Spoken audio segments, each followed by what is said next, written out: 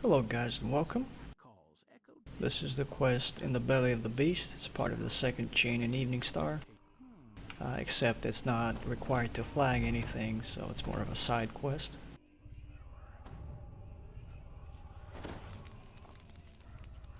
Gonna buff up here real quick before proceeding.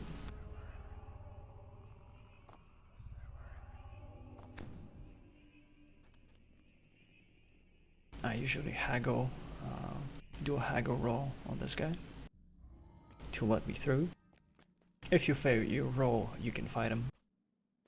Or you can choose to fight him, up to you. These evil creatures must assume you're here by invitation. I do only one of the optionals. Usually it's Rites is optional to kill Voltaine. Rites has sent you to wipe cousin Voltaine off the face of the Underdark. You can only get a chest for one of the optionals. So,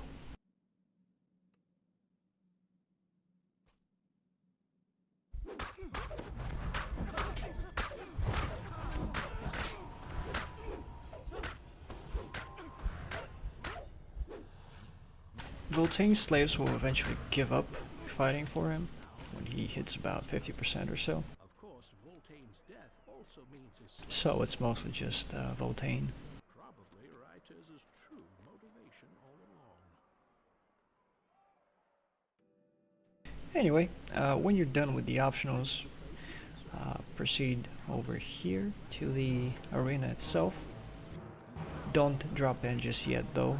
We gotta talk to the boss man. Try to save a bunch of PDK knights over here. There are several checks: haggle, bluff, diplomacy. You can straight up start the fight. I'll try bluff, but I'll fail it for sure. There you go.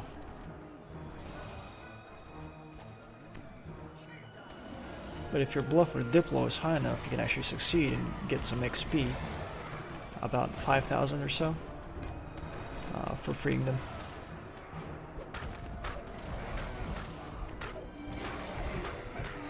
I don't normally start my blitz. If you use a blitz, I don't normally start it on these bears. I wait for the next wave because there are many more mobs.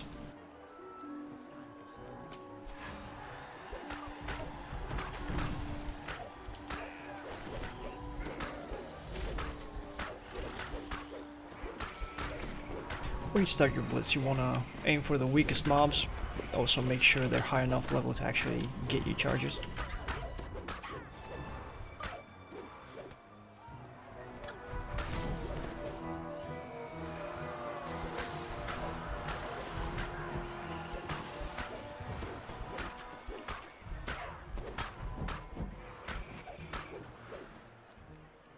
There are several waves of mobs. First one is the Yuan-Ti. After that, we're gonna fight some drow slaves. Then I think it's the Driders, and finally the Blade Masters.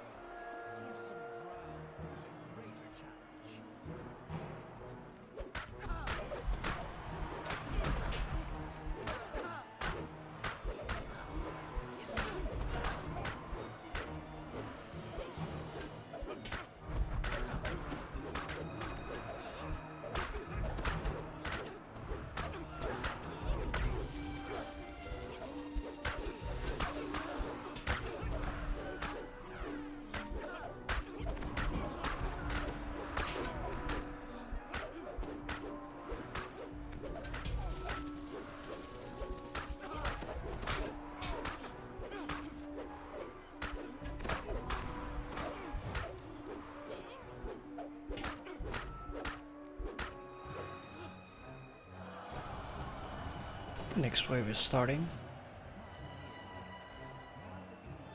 The arena master up there will announce each wave. You can basically see the dungeon master text showing you that he's talking. This is your cue that the next wave is starting and this one is finished.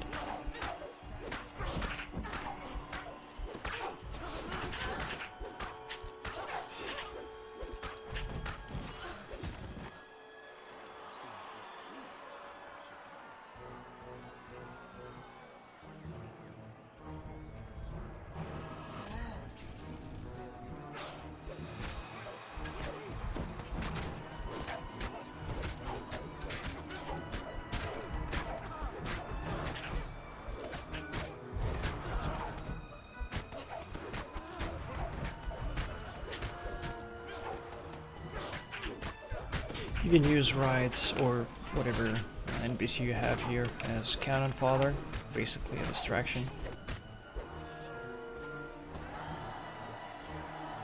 Right, the next obstacle is a purple worm. This is an optional actually. The idea here is to kill the worm in under a minute to get some extra XP. Now, you don't actually need to do anything.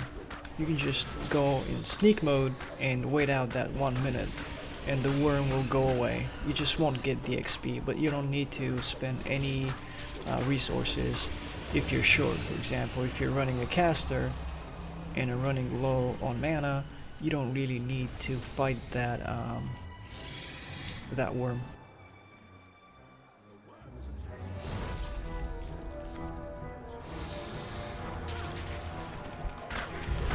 Kind of the same with these worms here as well. They don't have as many hit points as the one we just killed, but there's a trick to those. You can actually let the spectators take care of them. The spectators will, if you're sneaking and far enough away, the spectators will not aggro on you, they will instead aggro on the worm. Here, let me show you how.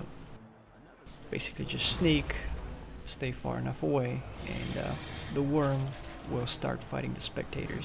And they will slowly but surely bring him down. You can see his hit points going down. It's one of the ways you can do it. But since we're blitzing, I might as well just kill them all. Speed things up a bit.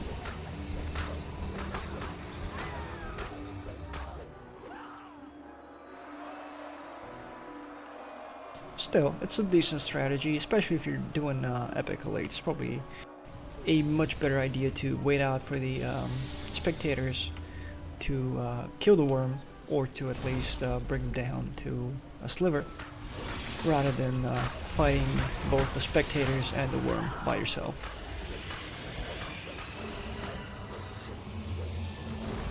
Alright, after 3 of those worms, there's going to be a much bigger worm that is going to eat this Pharaoh Caverim character. And after that, he's going to eat us.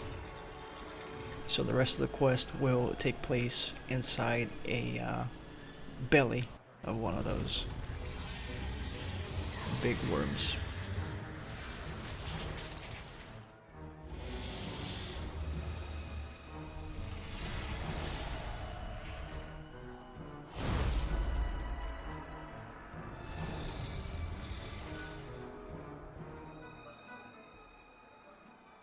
These are actually the end chests that you see right there, but we can't get to them. If we could, this would be a very short quest.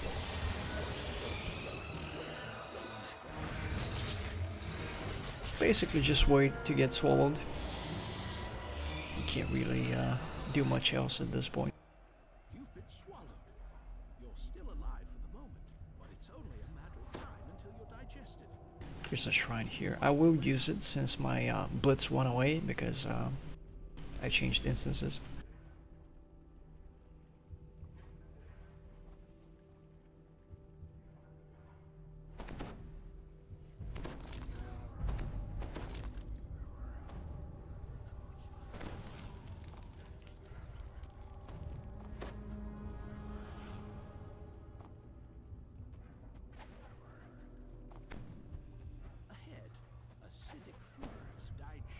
It's a good idea to bring some kind of ooze beater.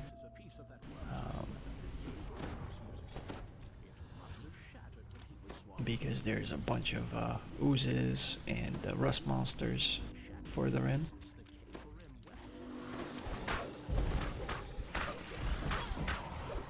And you don't want your weapon destroyed by those things.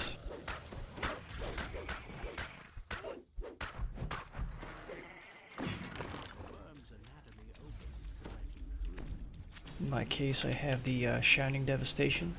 It's a very good weapon. I use it for heroic levels. It's a great club Doesn't look like much, but it's actually pretty good. Base damage is superb. It's got extended critical, and also the multiplier is ×3 instead of ×2. It's some kind of buildup of digestive phlegm. It's enveloped in another Earthcarver Shard.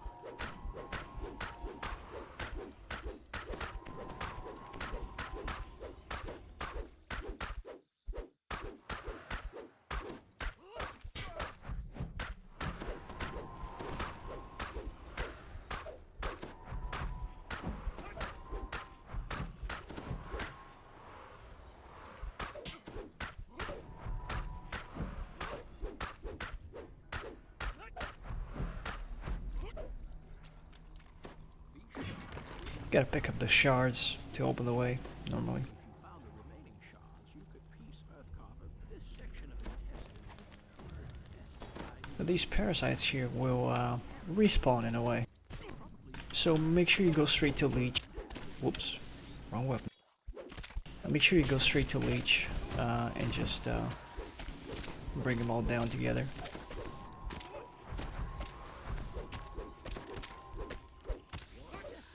Smashes the parasite into pieces.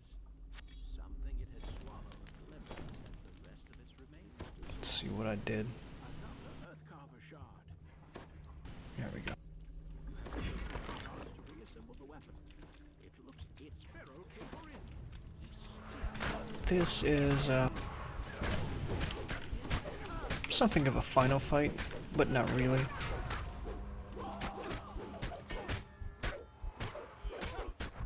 You get to kill the arena master, Pharaoh.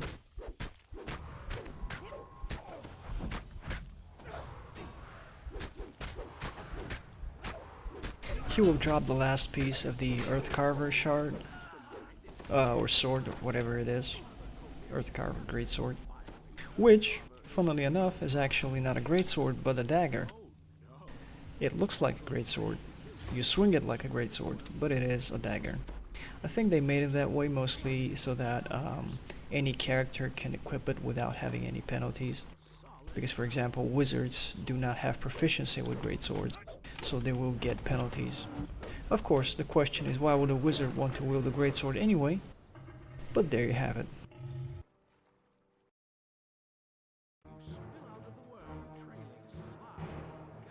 Anyway, you need to use the sword you just reassembled to kill the this big ass worm.